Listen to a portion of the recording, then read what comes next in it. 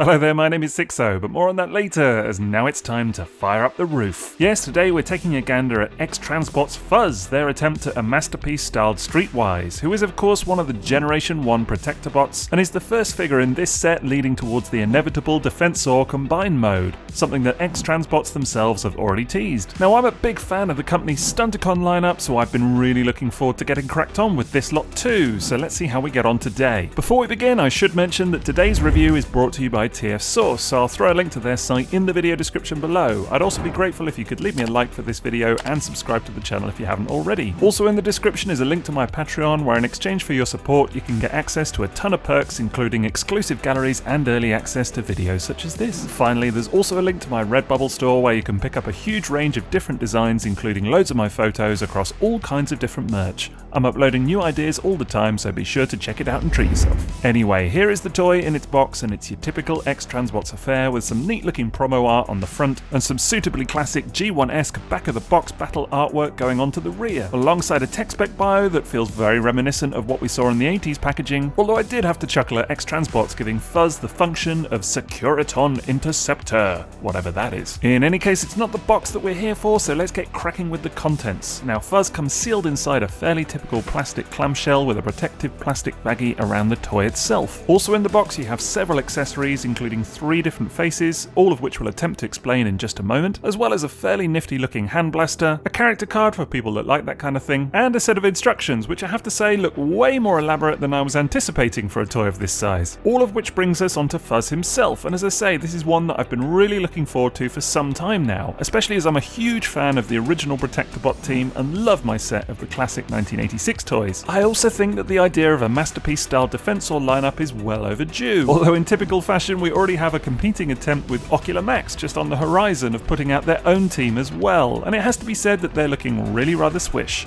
with a new video and promotional pics of the set having only just dropped. So X-Transbots have a lot to live up to, and sadly my first impressions are a bit mixed, to say the least, and that's for several reasons, which we'll go through now. First things first, the look of this robot mode is pretty much on point, and it certainly does a good job at generally aping the character's rather unusual look from the cartoon. I think the colour scheme looks pretty good here too, despite the creamy finish maybe being a touch more saturated than it appears on screen, but there's no doubt he's not meant to be bone white either, so on balance I'd say that XTB have got it in the right ballpark. As you'd expect, the toy has a fair bit of bare plastic going on, but there is quite a lot of painted sections as well, particularly in the lower half. Now, the paint looks mostly very good indeed and seems to be a great match for the non-painted sections, although I did clock the tiniest of chips on the right foot on my copy, so hopefully that's not indicative of further problems to come. What is a little strange is the very obvious 2 tones of red on areas such as the legs, with the painted die-cast metal thighs immediately standing out against the hips and knee joints. In fact, I was surprised to see just how much of this toy is made of die-cast, with the lower legs, arms and hip skirts all featuring it too to some degree. Now, that might sound good to some, but sadly this actually leads to my first major grumble with the toy, in that it just does not feel very solid at all. Mostly on account of the joints not being ratcheted and thus being unable to cope with the weight of the limbs. Now, don't get me wrong, he's not all loose and floppy or anything, but there is still a sturdiness lacking that somehow makes the experience feel a little lackluster overall. That's also evident because of design choices such as the shoulders, which sit on very small ball joints connected to a butterfly hinge on the body, leaving the arms feeling a touch disconnected and also not being all that aesthetically pleasing either. And is it me that thinks that the proportions are a little bit funky too? Like with a very oddly shaped chest and exceedingly long arms?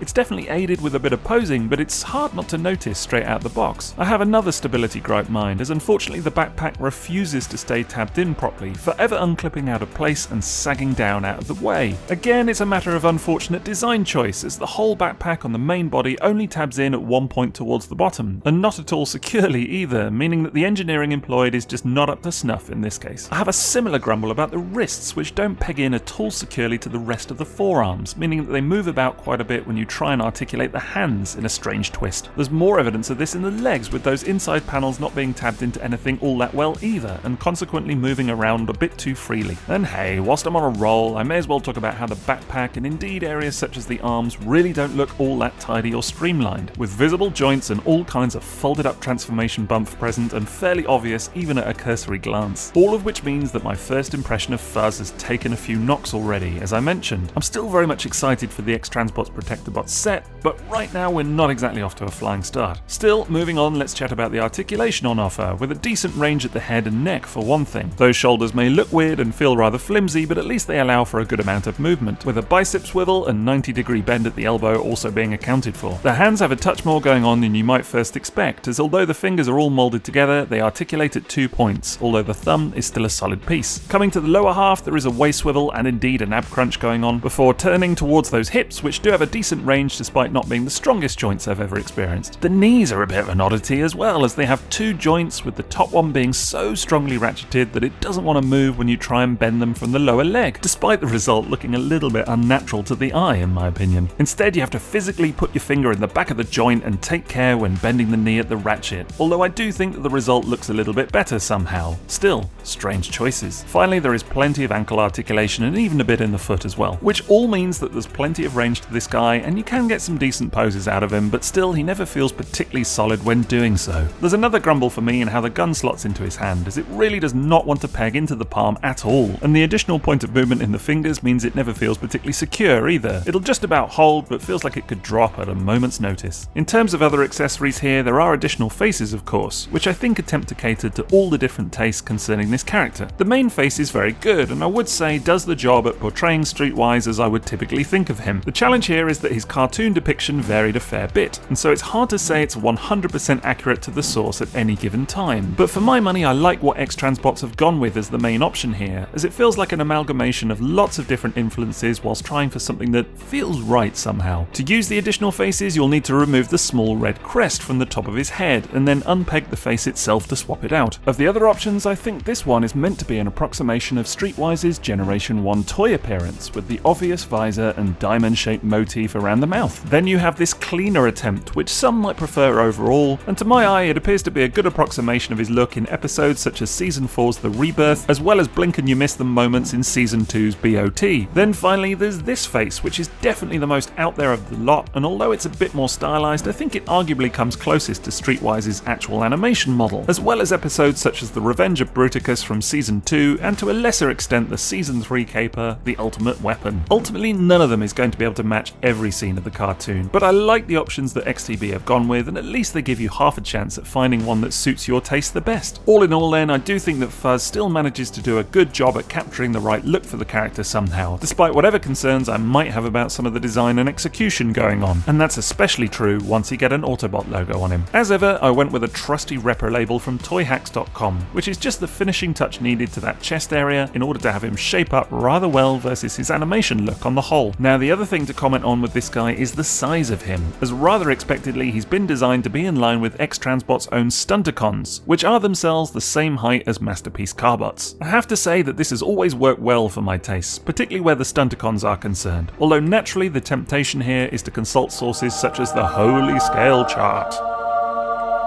where if you squint very closely you might notice that he does appear to be a bit taller than that, relatively speaking. That appears to be the look that Ocular Max are aiming for with their crew, although as with the Stunticons I would always argue that it's more a question of what feels right for your shelf, as opposed to whatever is supposedly and quite arbitrarily accurate to an ever-changing source. Regardless of the size though, there's no doubt that having a character like Streetwise filling in your Masterpiece ranks is a real thrill, especially as the Protectobots are characters that are long overdue, as I mentioned. The other advantage with this lad is that he can slot well into either a classic Season 2 display or indeed a post-movie roster, as he avoided biting the big one by sitting out the 1986 movie altogether. On the whole then, it's far from an auspicious start with the robot mode, but let's crack on now and see how we get on with transformation.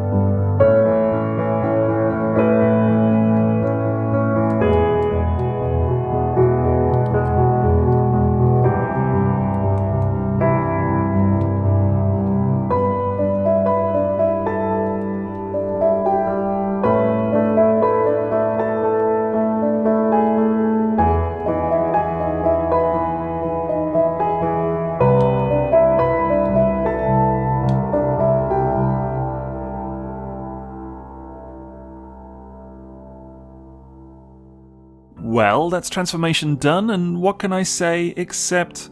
ouch? Seriously, let me be clear, this thing is very clever and has some exceedingly interesting tricks to it, but it is not what you could in good conscience describe as fun or enjoyable. Quite the opposite, actually. Now, I will say that I've done enough of these videos by now to know that things are way easier off camera than they are when you're trying to film everything, but even so, there are numerous parts of the transformation that are just hideous, I'm sorry to say. I was initially a bit wary of the arms, as there are lots of panels and joints that have to be folded just so in order for everything to clip together neatly, but then it turned out to be a similar story with the legs as well, and the final assembly of the car mode was enough to inspire a level of frustration that I can honestly say I haven't felt with a third-party robot in quite some time. Once again, those ratcheted knees prove to be an issue here too, as they have to be turned to a right angle, but they're so tough to move that I honestly didn't think I was going to be able to do it at one stage. Then you have that thing where one panel moves as you try to tab in another, meaning that the whole thing is just a moving feast, and not exactly something that I would say is particularly recreational or relaxing. Still, we got there in the end, and even though it's hardly a process I look forward to repeating, I have to acknowledge that Fuzz looks pretty swish in this vehicle mode now that it's done. The proportions on the car mode are really nice, and as is typical with XTB designs, the whole thing does a great job at recalling the real-world car, in this case a Nissan 300 ZX Turbo. Again, the painted finish looks really good overall, and there are some nice paint applications on areas such as the rear lights too, along with the police stars on the doors, although they're sadly a bit too hard to make out for my liking. I will say that there are bits of the car mode that look very panel heavy, and not everything sits as flush as I might want, particularly behind the doors and the roof lights. Speaking of the lights, they do actually light up, activated by a small button in the centre. You'll need 3 LR521 batteries for this to happen, which sadly I don't have at the moment, but I look forward to trying it soon. There's a touch more gimmickry to be had with the front lights, which will pop up slightly in a rather neat feature, although I had a bit of bother getting the right one to stay down properly if anything. Then if you open the doors, you'll find an attempt at a real-world interior going on, complete with seats and even a tiny little steering wheel. It's fun and I like the idea, but if I'm honest, I would have been happy foregoing this kind of thing if it enabled a slightly less fiddly transformation, but that's just me. Overall then, the look of the car is essentially on point, and it certainly lines up really well with any number of other Masterpiece styled figures. Now once again, it's a real thrill to see the Protectobots being realised for these kinds of displays, and despite the fact that it was a bit of an arduous process to get here, I won't deny that there is a bit of a thrill to the result. On balance though, it's going to be hard for me to give X-Transbots Fuzz an unqualified recommendation of any kind, as although a fiddly transformation is something I could potentially overlook by itself, ultimately there are just too many quibbles that start to add up over time, particularly stuff like the lack of sturdiness in the robot mode. It all means that Fuzz feels like a very weak start to a project that I was immensely excited for before today. Ultimately I'm still in for the full XTB Defensor set, and I'm hugely supportive of everything that X-Transbots have going on at the moment, with so many awesome designs having been revealed of late, but judging this one figure alone and knowing what competition lies around the corner for it, I'm going to have to award it a very unfortunate boot.